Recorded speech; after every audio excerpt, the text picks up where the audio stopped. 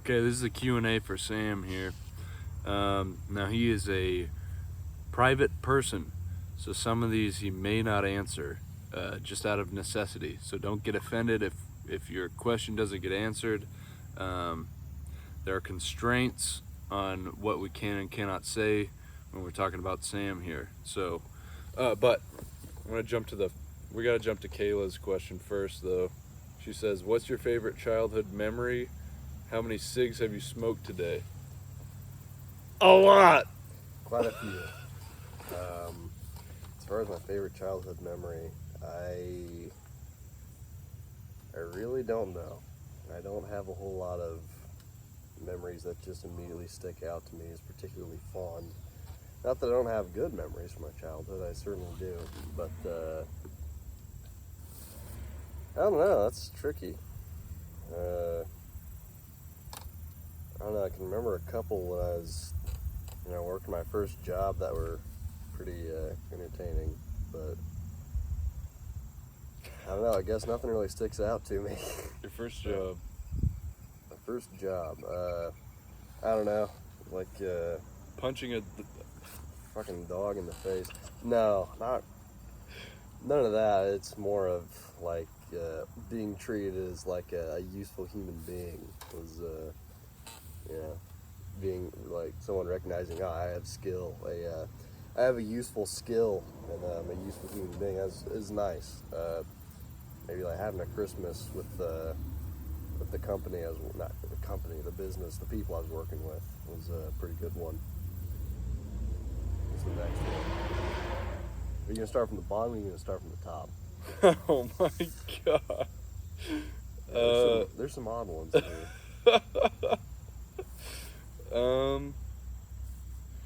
I'll start from the bottom.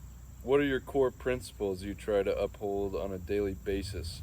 How did you come to find those principles? I'd like to quote from the shootist, but I don't remember exactly how that was worded. Try to be honest, try to be fair with people, try to do the right thing if at all possible. Hopefully people will treat you the same. They won't always do that, though. If it is not right, do not do it. If it is not true, do not say it. Pretty good. Some of that's from raised in a Christian household, so some of that comes from that, but a lot of it also is just a recognition of how I'd like to be treated, and I think it's how best to treat other people. Just try to meet people where they're at. Don't lie to them. It's not advantageous for you or them in the long run if they mean anything to you. Categorical imperative. Don't worry about it. Okay. It's the golden rule. Okay. Dressed up, and it's Sunday best. Okay, yeah, that works. I think the golden rule is pretty solid. Yeah, I think it's depending on how it's worded. It's not always. Some people, how you want to be treated isn't always the same as how other people want to be treated. Now, whether or not they deserve to be treated a certain way is not always the case, but generally speaking, yeah, just try to treat people how they would like to be treated within reason. Just try to be fair with them. Categorical imperative's a little different. Whatever action you're about to do, you have to be able to universalize the action. In other words, if you're going to lie, you got to be able to say that I would want everybody to be able to lie. Sure. This doesn't always work out, though. Because there's a lot of times when lying is actually the more utilitarian thing to do. Yeah. But I suppose it depends on the circumstances. that's why having one set of guidelines is kind of limiting. I think that you kind of got to use them as tools, because every system of thought has a good idea somewhere, and then they got bad shortcomings in other places. But overall, good judgment. Yeah. Probably the best. Pretty much. Okay. You ready for the next one? Yeah. Okay. This is Troyborg. I don't know how you say it. He says, I'm a younger brother myself. Occasionally, the thought has struck me that my idea of self is defined in relation to my family.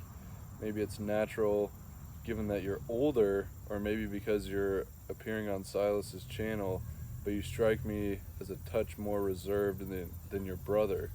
How do you see yourself in relation to your brother? On a lighter note, what's some piece of media you've wanted to talk about, but you haven't had a good opening to do so yet? I think he's confusing. I'm the older brother, he's the younger brother. I just seem like the younger brother because I talk a lot more. Hey! Okay, well, I don't know. We both grew up together, have a lot of the same interests. Hold on. You want me to say something to the dogs? I can go talk to them if you want me to. I think that would make them worse. Maybe. They just gotta get their wiggles out a little bit. Yeah. But what were you saying? I don't know. We definitely both influenced each other in a lot of different areas. We're both our own people, but we have enough overlapping ideas, interests, and whatnot that we're pretty similar. Two sides of the same coin Pretty in a much. lot of ways. Some of that shit might be genetic, but I think most of it's just the way we were raised and the way we interact with each other. I mean, we have, like, you gotta realize both of us are homeschooled, so if you're a sibling and you're not homeschooled, a lot of the time you go off and you have your own experiences, you get your own friends.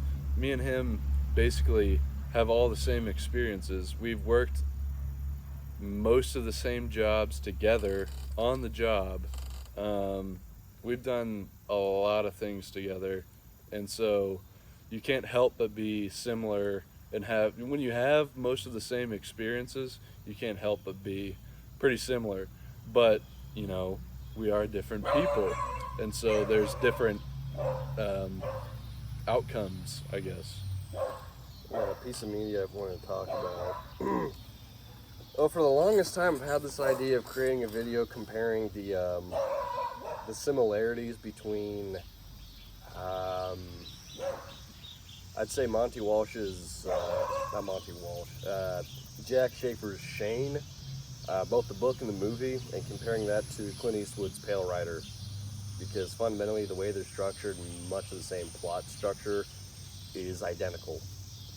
And what you have is sort of the ushering in of the golden age of westerns, books and movies with Shane, and then the end of the era, the 1980s with Clint Eastwood's Pale Rider, and they're both the exact same story, nearly. Like, there's very little difference between them. So that'd be one thing I'd be curious in talking about, but I've never got around to doing it in the past. Do you think that's 4 just years. formulaic Western writers, or No. do you think it's intentional? I think it could be intentional. It's to the point where, again, it's just with Pale Rider, it's a further mythologized version of Shane. How so? Like, how further mythologized? What do you mean? It makes the mysterious gunfighter character who rides into in Shane, it's settlers who want to, they essentially want to be farmers, right? Moving into a town that's dominated by ranchers. And in Pale Rider, it is independent mining people, immigrants, who are trying to mine an area that is dominated by a mining company that wants to put pressure on the inhabitants to get them out. You have the same villain structure characters, same victim characters, then you have the same almost godlike figure, almost supernatural figure with Shane, who in Shane is described by Joe Starrett or Joey, as almost a messianic-like figure. Whereas in Pale Rider, Clint Eastwood's character is literally an angel from God. And they do pretty much the exact same thing. You can go chapter by chapter. You can go plot structure by plot structure throughout the book and through Pale Rider. And you can pick up the exact same beats, the exact same character archetypes of the child who idealizes the gunfighter character, Joey in Shane, and the girl character, I forget her name, in Pale Rider. They both these families of the children kind of adopt the gunfighter character into their families, and he finds a sense of purpose and belonging, but he knows it can't last because the only way for him to ensure the safety of these different settlers and the families that they attach themselves to is to have this big gunfight with the big corporate like bad guys, and only they can do that. And then at the end they have to leave because their purpose has been fulfilled, and once the brand is set, you can't change it. That's essentially the plot structure of both Shane and Pale Rider. What's the difference with Pale Rider? Is it because he's an actual angel, he can't stick around? It's because he is literally supposed to be an angel sent from God in response to the little girl's prayers. But it has a Clint Eastwood spin with the 14-year-old girl wants to have sex with him. Yeah, I was gonna say, every Clint Eastwood movie, what was the one where he rapes that chick? High Plains Drifter. Okay. But she liked it though, right? It's a very Clint Eastwood thing is, look, it's okay to rape so long as she liked it in the end. It's fucking weird. Seduce me. Yeah, Clint Eastwood has a it seems aggressive like after seduction style. Yeah, after High Plains Drifter, Clint Eastwood in his movies, there's something you can notice where there's something about younger girls or girls that don't like him. He keeps seducing them, or he's just really good having sex with like way younger girls than him. Like in The Mule, he has a threesome with like borderline 18 maybe year old twins. And he's like 90. He's like 93.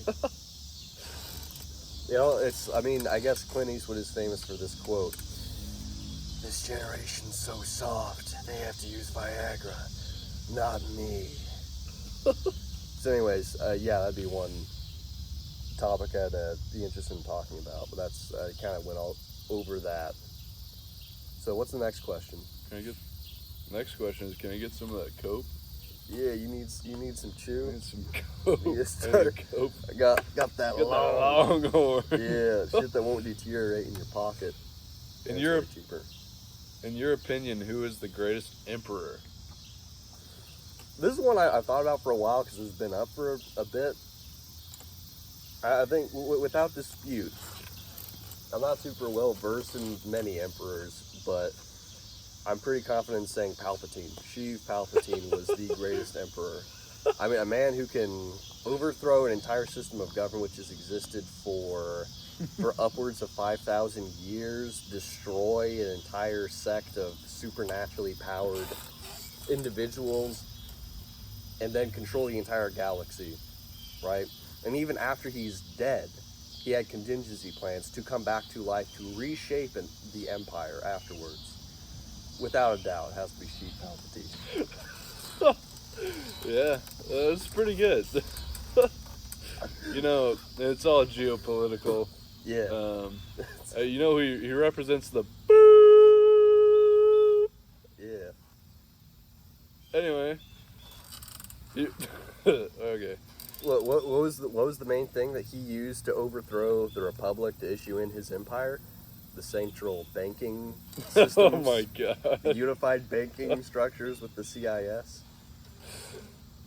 Okay, Look, this is in Star Wars, alright? I didn't write this, George Lucas did. Yeah, that's true. George, and he makes fun of Chinese people. No offense, Chinese people. You guys are aliens, though. You know, what the Chinese represent in the Star Wars prequels is, because they're a part of the Confederacy, right? The CIS, the Confederate Systems of Independent Trade. What they represent is the Uyghurs in China. The Wiggers. Wiggers, yeah. Anyhow. Is Sam into philosophy or just literature? And if he is into philosophy, what branches / schools / philosophers is he most fascinated with or drawn to? I'd like to know if either of you are into sci-fi, and if so, what books / authors have you really enjoyed? We also need to see Sam's watch collection. You got This is the coolest one right here. it's the Marathon Navigator Automatic Steel Edition. Gave him that for joining the Brotherhood of Steel. That's right. In Fallout. Yeah. So, as far as sci-fi books, I'll work my way bottom up. Roadside Picnic, by the Strugatsky brothers. The Metro series. This is all sci-fi. Some of the, I think, Karen Travis, Star Wars, and Halo books. They're not bad. Definitely was into them when I was younger. Which of the Halo ones was your favorite? Ghost of Onyx. So damn good. That one, fantastic. Fall of Reach, also just a very solid story. Both of these books are really, really solid stories. Even if you don't like the Halo games, like, you could read those books and get invested. They're very good. Star Wars, I mean, just anything Star Wars. What was the novel? Star Wars stuff I like. What was the novel series in like the 80s, like after the original trilogy was released? It was like Dark Empire? Yeah, Dark Empire. Yeah. Did you read those? I read the comic adaptations. Those were good, as well as the Boba Fett novels. Not novels. The Bounty Hunter trilogy. I listened to the audiobooks on those, and I read a couple. I read a lot of Star Wars books. I guess that'd kind of be sci-fi. What was the one with the zombie one? Oh, Dark Troopers. What do you think of that now? Because I remember you recommending it. I listened to the audio book, and it was pretty good. But yeah, no, it's a decent horror story, but in terms of how it fits in with the lore of Star Wars, it's terrible.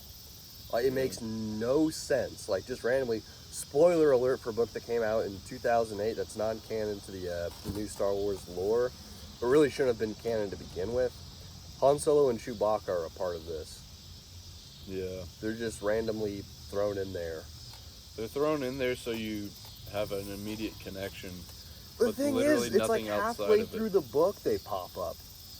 There's no purpose for them to be there. Yeah. I think it was more of just a cool concept that they're like, this would be awesome. Because zombies, when did it come out? 2008, I think. Yeah, zombies were popping off. They're like, alright, cool. Try the zombie, mix it in with Star Wars. Which I think it works as its own self-contained story, but it becomes less self-contained when you have, like, legacy characters thrown in randomly in a way that doesn't make sense with where Han Solo and Chewbacca fit into the Star Wars canon at that point. Because it's set before Episode 4. That's after... it'd take too long to explain Star Wars lore. But, Yeah, what other sci-fi? oh... I mean, if we're talking about books, yeah, just Metro. Pretty much most of what I've read from the Strugatsky brothers is pretty solid. Haven't read a whole lot of their stuff other than Roadside Picnic, but definitely those. Very good. Russian sci-fi is fantastic. It's a staple of, from what I understand, Soviet era Russia was the most popular genre of books was sci-fi, because within the realm of sci-fi they were able to criticize the Soviet Union. Yeah. Although it was difficult. Like, Yeah. everything they wrote was controlled by the Soviet government, so they had to be kind of sneaky with it and throw in a couple jabs at capitalism, which kind of holds up to this day, not gonna lie, the critiques that they did have. But not that I hate capitalism, I actually quite enjoy some aspects of it. But anyhow, I can't think of a whole lot of other sci-fi outside of what I've already mentioned. So what's the next? Well, I was gonna question? say, Oh, philosophy. Philip K. Dick. Philip K. Oh, yeah. With Do Androids Dream of Electric Sheep? Yeah. For me, it'd be That's Frank Herbert Dune. the best. Dune is an amazing series, but also Philip K. Dick. He's got so many hitters. It's incredible. The Androids Dream of Electric Sheep. Total Recall. Total Recall. Yeah. Yeah. I believe I read because it was based off a short story. Mm-hmm. I read it. It's amazing. Watched the movie with Arnold. Amazing movie. Philip K. Dick, rocking, absolutely. What's the one by Philip K. Dick? They have future. They detect crime. Pre-crime? Minority Report. Minority Report. Amazing. That shit's good as hell. Yeah. Philip K. Dick, absolutely rocking. What about philosophy though? Not really into it. I don't know what I'd be classified as. Utilitarian. I guess. I already tell you. Because you're from you're from America. People are utilitarian because it's an English tradition that spread to America somewhat. Everybody's a utilitarian sometimes. It makes a lot of sense sometimes. Not always. As far as mill goes, I think there's a lot of problems with it. Anyways, that's neither here nor there. Do you want to answer this one? Yeah, let's see. Ass or tits? There's only one correct answer. Well, I'm sorry to tell you this, but nowadays we live in a world where any man or woman can have a great ass or a great pair of tits. So, really, if you're basing your attraction on someone based off of those, you could just as well be gay or straight. But this might be the gayest answer of all time and a subversion of the question, so it's not my final answer, but I'd say personality. That's probably the most important one, because all this shit fades away. I mean, all plastic rots, all flesh and bone gets, not bone maybe, but all flesh gets flabby and saggy and becomes an impairment. Nietzsche had some quote about that where it's like, if you can't like converse with your spouse for the rest of your life, then you shouldn't marry them. That's the most paraphrased version of that. I think it's really true though. Personality matters a lot, and dealing with somebody in your life that's going to leave you in peace, that gives you peace within your life, that actually adds to your life, way better than a great set of ass and tits. Somebody that will add peace to your life, somebody that's not going to make your life hell, make your life complicated, somebody that reduces complications. That's the key. Sorry, I didn't mean to hijack your answer there. No, that's pretty much my answer. But since it's an either or, I'm not going to try to pussyfoot out of this. So I guess I'd say ass. Really? Look, you can tell the difference between men and women just by the hip structure. This is true. That impacts the way that looks. But you got to think of this in the long term. The breasts, they don't matter all that much. The butt, on the other hand, look, you want your woman to complain about her aches and pains all her life? Probably not. So what's going to support her posture, her stability in her spine, longevity? You want more fat in that area, I guess. I don't know. This isn't something I'm just super attracted to, honestly. But I guess I'd go with that. Because again, all this shit's fake now. It's a well thought out answer. It's all fake. So why get attached to that to begin with? I don't know what king of SF. By the way, this guy has some banger comments. I believe on our first Q&A, I can't remember what it was he said. I think he was talking about, I was like in the beginning, I don't promote smoking. And you were just smoking in the background. Yeah. I like this guy. Okay. If you could be a Greek historical or fictitious figure, which one would you want to be and why? Same question as Silas. We're talking about fictitious figures because I don't know anything about the Greeks, so I don't really I don't have any pick with those, but a fictitious character. Pretty much all the fictional characters that I admire, really like, are people who I wouldn't actually want to be. That's the thing, is I admire them for what they do that I would find difficult or admirable, that I'd like to try to do, but to actually be in their position would be hell. Like Russ Cole from True Detective. I admire that character a lot. There's a lot of traits from that character that I admire and I'd like to embody, but I wouldn't want to be him by any means. I wouldn't want to live in a mental hell. Spider-Man, especially from the Sam Raimi trilogy from Spider-Man 2. Fantastic character. Fantastic moral resolve. He tries to do everything he can to help people, even when it's an absolute detriment to himself. In all ways, health-wise, relationship-wise, anything. He goes out of his way to do it. Even when he doesn't have his superpowers, when he sees someone that needs help, he goes out of his way to try to help them when no one else will or can. I think that's incredibly admirable. So I guess maybe Spider-Man. I'd like to be like Spider-Man from Spider-Man 2. But I wouldn't actually want to have like all my relationships fail and be in constant danger. Well, I wouldn't want my life to be in constant danger in the same way it is with Spider-Man. He's a character that does the right things for the right thing's sake. Yeah. Because with great power comes great responsibility. It's a very stoic principle. Spider-Man is a great character. He's the ultimate moral character in Spider-Man 2.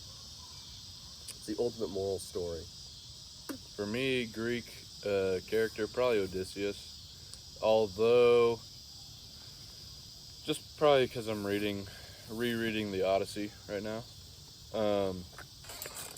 I like Achilles, but Achilles is not the most complex character. I admire Achilles for his ability, and he can be quite poetic, but Odysseus probably. That's my answer right now. It changes though depending on what I'm reading.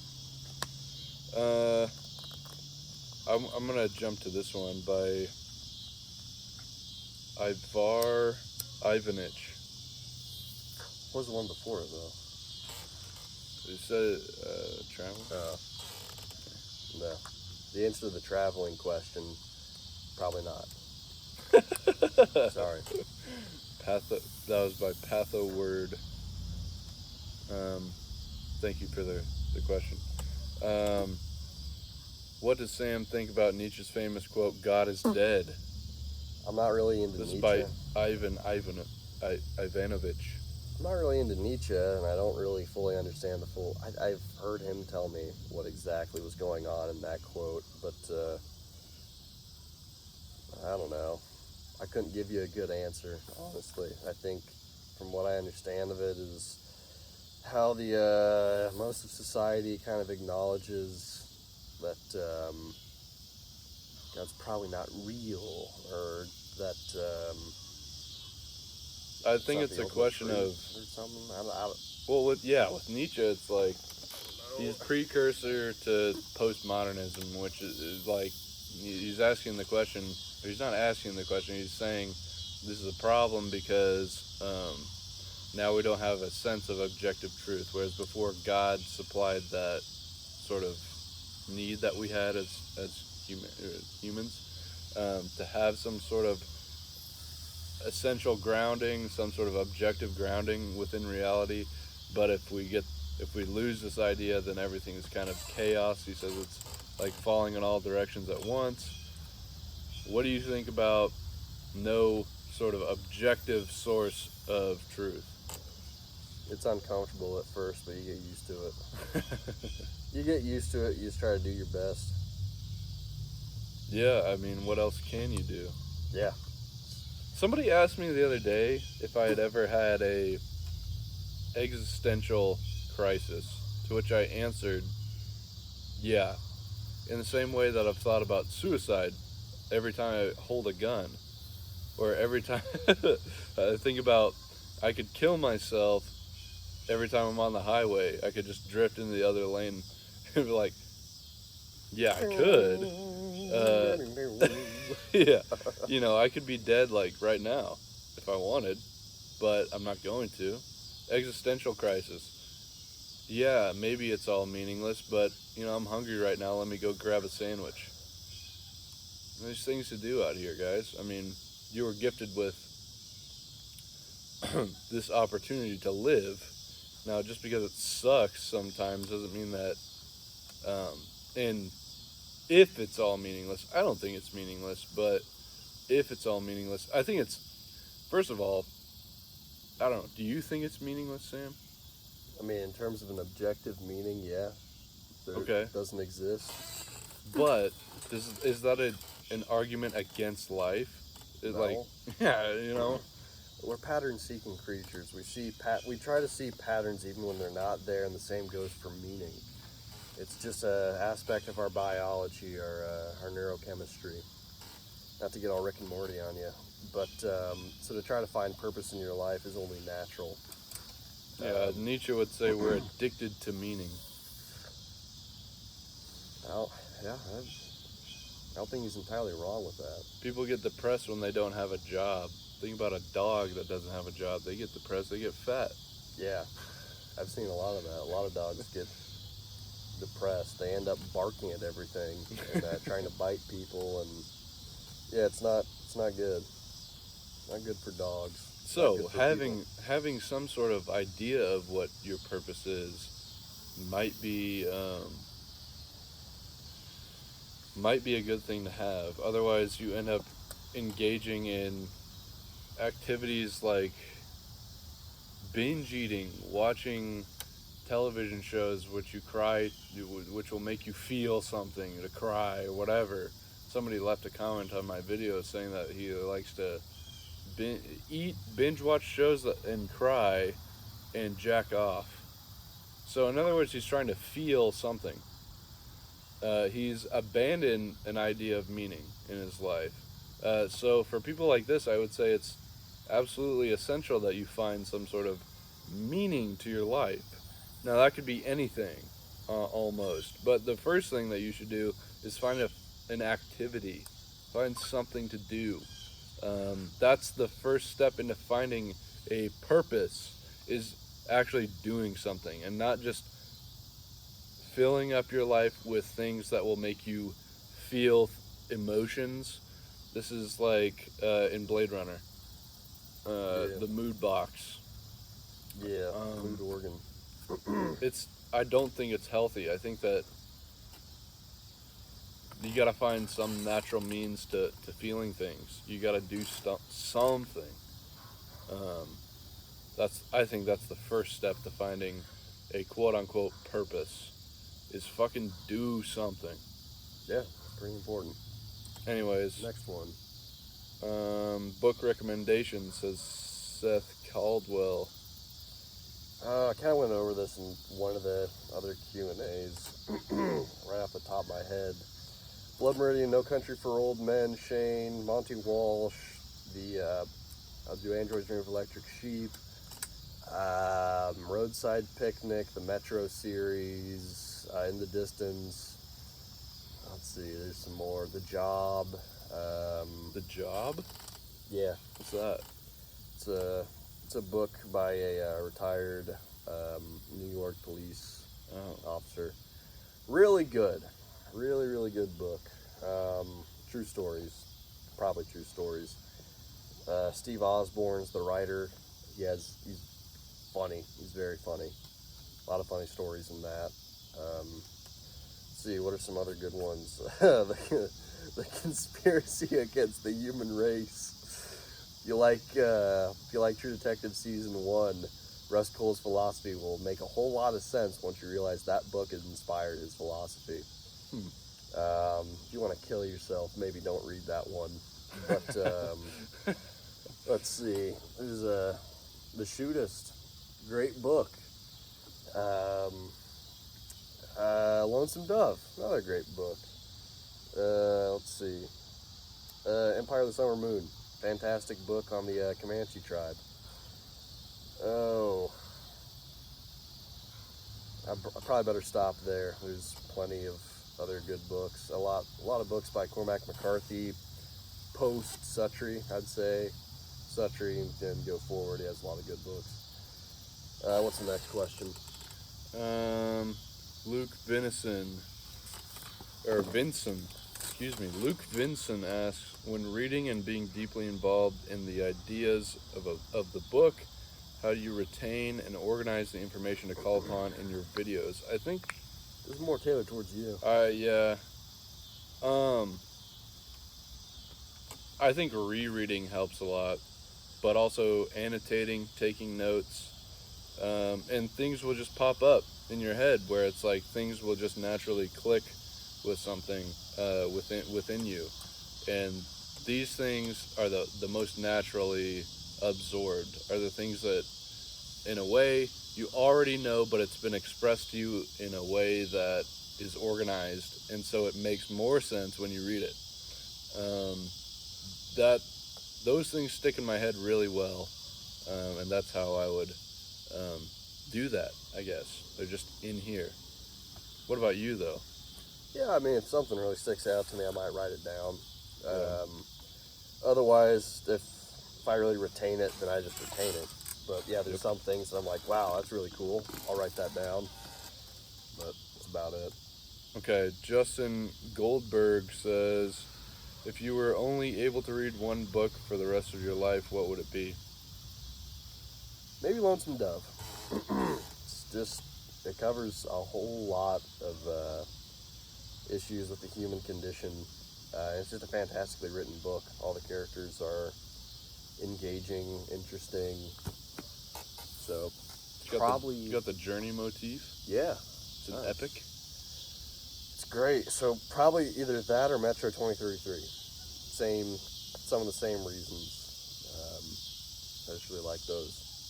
Would be the next. Zinwei says, does Sam also work out? Shooting and playing with guns is both of your hobbies? ? And first time shooting experience, first time smoking a cigar. I think the first time I smoked a cigar, it was probably not the greatest quality cigar, so it was pretty rough. But what was it, like a backwoods? No, it was an actual cigar. Yeah. But I don't know, pretty shitty tasting, but felt really cool doing it, and kept going from there. Love smoking. It's one of the greatest pastimes, joys in life. Should start smoking. The anti-smokers don't want you to know this, but it's awesome. First time shooting a gun, I don't really remember. It's probably a 22 rifle or a 22 revolver, and that or a shotgun. I don't know, it might have been a 12 gauge. Did you say it might have been? Well, no, because I got that 22 from. Yeah. It's probably a 22 rifle, single shot, bolt action rifle. Yeah, no, it was just, I don't know, I wasn't really into it at the time, and some of that's just because, yeah, single shot, bolt action 22s, there's not a whole lot you can do with them. You just line up a target far away, you pull the trigger, work the bolt, extract the bullet, put a new one in, rack the bolt. It gets old. It gets old. Once I started, shotguns, like, again, it's the same thing. You toss a clay, you line it up, you shoot it. Didn't do that a whole lot. But once I started getting into pistols, that was fun. That was really, really fun. That's very engaging. There's a lot of skill involved in it. Both just with the way you hold it, trying to shoot it one-handed, two-handed, especially with single action revolvers. There's a lot of technique to it. There's a lot more involved. That's a lot funner. So what was do I work out? Yes, I do. In fact, I was working out last night at midnight. And other times, I don't know, I enjoy running. I ran like 10 miles a couple weeks ago just because I was bored. So, next question. think we're at 40 minutes. I might end it there. Well, how many questions are there? There's like 1, 2, 3, 4, 5, 6, 7, 8, 9, 10, 11. We can just run through them real quick. Okay. Russian literature recommendations. We've kind of gone over that. Yeah, pretty much. What's a genre you despise or never see yourself reading, and why? Also, what movie that people usually hate but you love? Spider-Man 3. Spider-Man. Really? Yeah, Spider-Man 3. I like Spider-Man 3. Yeah, I like Spider-Man 3. It's not as good as the other Spider-Man movies, but still a banger though. It's still really good It's in its unique. own ways. It's unique. I mean, the Andrew Garfield movies were good, but they were like they didn't have the swag that Spider-Man 3 had. Yeah. Spider-Man 3 is better than both Andrew Garfield Spider-Man movies. It has the same issue at the end of a series of Spider-Man movies where it gets incredibly congested. Yeah. But I think it kind of worked in Spider-Man 3. Barely. Sam Raimi was trying to wrap it up, and he has the same problem that all authors that write epics have, where they don't know how to wrap it up. There's just too many loose ends. And you got executives trying to be like, put more characters in so we can sell toys. Yes. Yeah. So, yeah, that was also a big issue with the movie, but I still enjoy the movie. And some of that's nostalgia, but that one was from Janan, by the way. Thank you, Janan. A genre of books I don't enjoy, probably romance. Really? I've read some kind of, I think they're like girl books. Which ones? I'm not going to say. Borderline lady porn. 50 Shades of Grey. No, it wasn't that, but something else. But yeah, probably the romance, young adult romance is definitely not a genre I'm going to pick up again.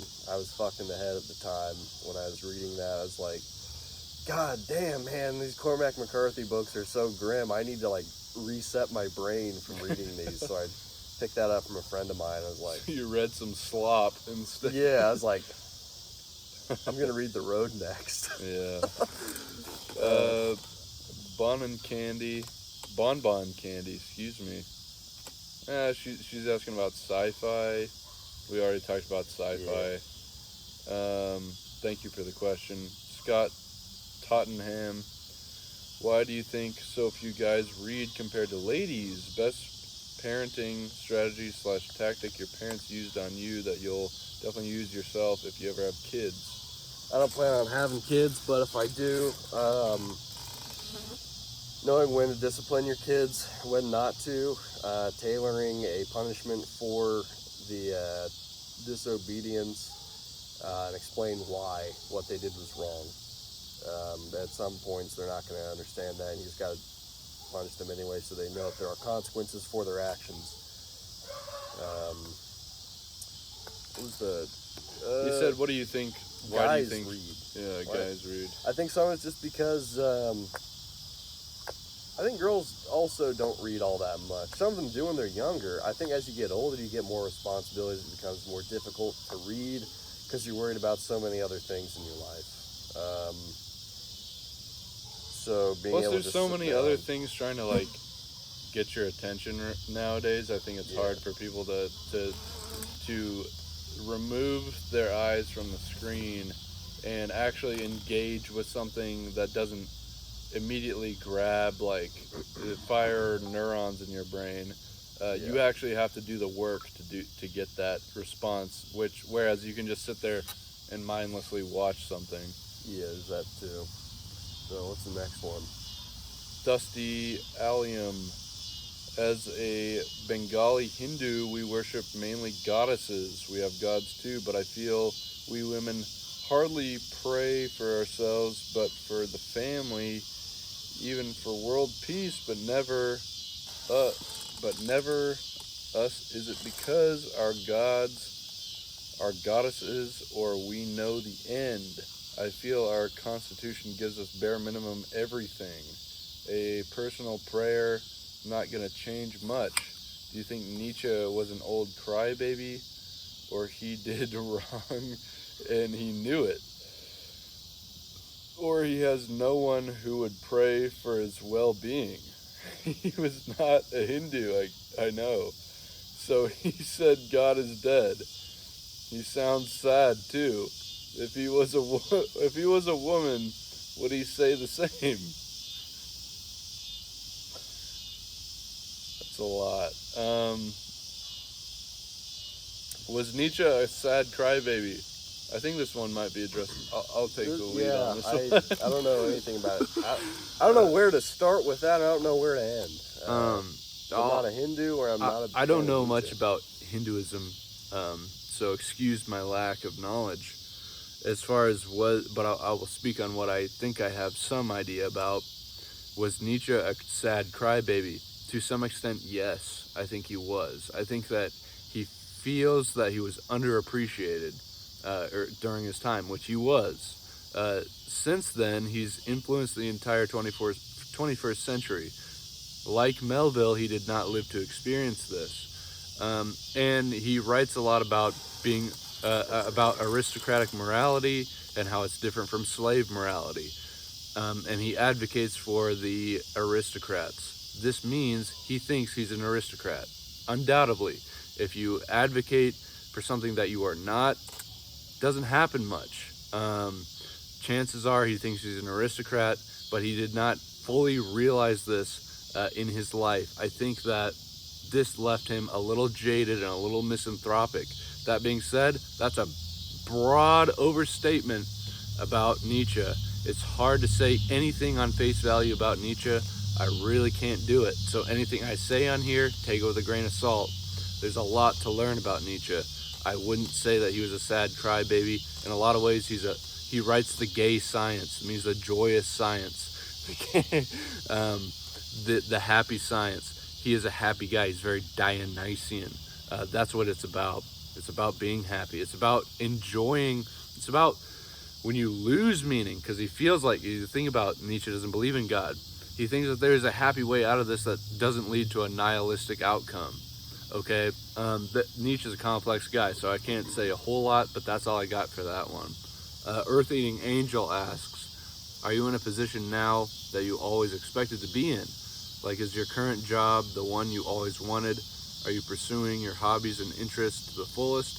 Or is there something restricting you? Where do you think you could do better?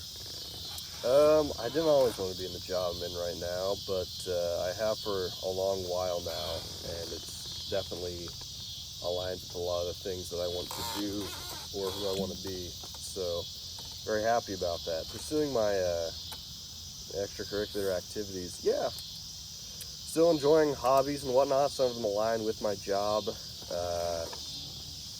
Not a whole lot holding me back other than the economy. In terms of things I want to get or accomplish. But yeah, I'd say I am, I don't know if I was that word, I'm doing alright. Just gotta keep learning how to do my job and try to do as best as I can. Next one's kind of funny, by Jew YT. I want to leave my job. Maybe you should, depending on what you're doing. Look, if you're at a point in your life where you would you dread going to work every single day, it brings you no happiness, and the pay is shit, even if it's not shit pay, but it brings you absolutely no happiness in your life, you probably should leave your job. Probably a good idea. If you would rather kill yourself than keep working here the rest of your life, you should probably change your job. Leave your fucking job. Go out on a limb. Do something that pays way less that you might enjoy. You might, but try it and just see. Find out. You should do that. So, next one by Ermel Kittepeller. Would you like to do a reading session with us mortals? Just kidding, but seriously, does it make you happy to read books to us? Can you make it more often in the video like a lullaby? I know that some books are not that reliving, but still. This one's for me, I can tell. Yeah. Like a lullaby, I feel like some of them I do read quite a bit. I like to try to go off the cuff with my videos as much as possible, but sometimes it is necessary to read the actual text. Yeah, I mean, I could do that for you guys. If people want that, if people want me to read, I'll have to get better at reading out loud. But um, uh, yeah, I try to. I've heard a lot of people say that my voice is calming and helps them relax. But I like to try to just go with the flow of what's in my head. You should do a reading on Discord sometime. A reading on Discord. Yeah. Next question by Moon Cage. What is something you admire about Silas? What is something that annoys you about Silas? Do you wear your sunglasses to avoid Big Brother feature farming you on the internet? Wait. Oh, this is Anna. Okay. No, the reason I wear my sunglasses is because I work night shift. So by keeping my sunglasses on during the day, it helps not to screw up my circadian rhythm. And I just like wearing my sunglasses. Something I admire about Silas is he is honest, personable, and actually genuinely cares for people. He's generous, and he's knowledgeable. Something that annoys me about Silas. You could be straight up with this. I'm not gonna take it personally. You share too much. I share too much. You have a capacity for sharing your emotions, which I find despicable. Yeah. You can't be doing that. I figured that would be your answer. You're a lot more. Sam's a lot more reserved than I am. You cannot be showing your emotions. Not the bad ones. The good ones, perfectly fine. But the bad ones, you got to keep that to yourself. Hey, yeah. That's mainly joking, but just no, I can see where. Well, I details. know when I say too much around you. Like, I can tell when you cringe when I say stuff. Like, I already know before I say it that you're like. But I gotta do it. Yeah, no, you're just trying to be genuine. I appreciate that. So the next one is from Emerson316. Do you hold any religious beliefs? Much love. No. So I think that's brought us all the way to the top, because the next one's from Kayla with the childhood memory and how many cigs have I smoked. We did it all. That's it. In one video. It's almost an hour long. Yeah. If anybody stuck around, thank you. That's the Sam Q&A. You got anything else to say? No, not really. All right. That's it.